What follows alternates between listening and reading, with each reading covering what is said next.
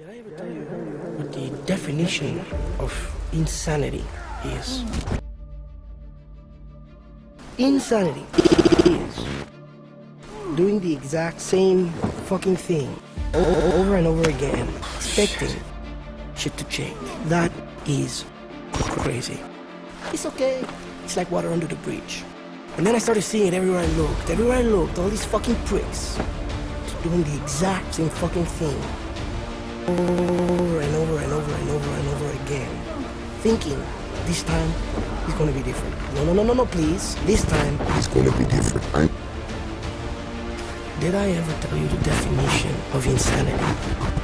Well, finally, I fucking lost it and I went crazy. Me seeing this plane, a premium that anyone can access, at 9.7. 9.7. And you're like, hey, Silent, chill, it's only a DRAKEN at 9.7, it only has an AIM 9B. Well, you see, that's the thing, my little one. When they first introduced our beloved DRAKEN in the tech tree, that's what it had. It had 4 AIM 9Bs. It had 4 AIM 9Bs at top BR facing AIM 9Js and R60s when they were the Hail Mary of all missiles. And the thing still performed. Now, many coconut heads could argue that it wasn't effective enough, and to a certain extent that is kinda true, but it still did the job. And now we almost have the same plane, but at a BR of 9.7. Like, let that sink in a little bit. Like, for a second of your life, activate your neurons and understand that this thing gets the same BR as a Yak-38. This thing gets the same BR as the Harriers, minus the SRAM one. This thing gets the same BR as the CL-13. Now you can say that I'm being a little bit overdramatic and doing all of this, but well, that's how my brain functions. What I'm telling you right now is my actual genuine opinion. If there is something that I'm known for in this channel is delivering my honest opinion. And I do believe that this thing is more overpowered than anything out there.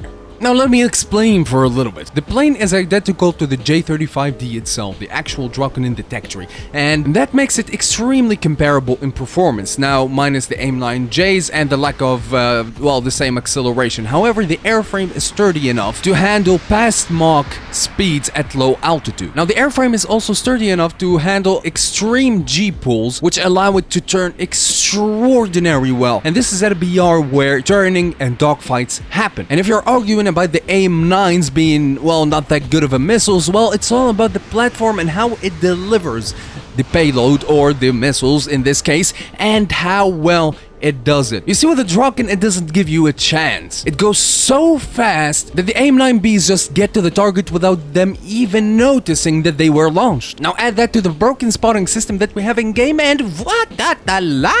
There we have it. Now I still get the feeling that some idiot out there will type a comment down in the comment section below and say that this thing is, well, performing well enough. How? I've seen a lot of players use the DRAKEN, this exact DRAKEN that you're seeing, and basically they take it to the vertical way too much. The DRAKEN is exactly like the Horton. If you've never flown the Horton, well, you should, but if you take it in the vertical, make it turn a couple of times, well, there goes all of its energy. And I actually did that in my A5C review, and you can check that out. Now I'm going to transition your beautiful eyes to the other J-35D DRAKEN. And clearly you can see that this thing, even though that it has half of its everything, it still performs. And I actually did the same thing with the J-35D, and well, I have a proof of concept. Well, fuck you. It still killed a plane. Now I'm going to end the video on that, so bye-bye, see you on the next one. And don't you dare try to prove that this plane is not OP.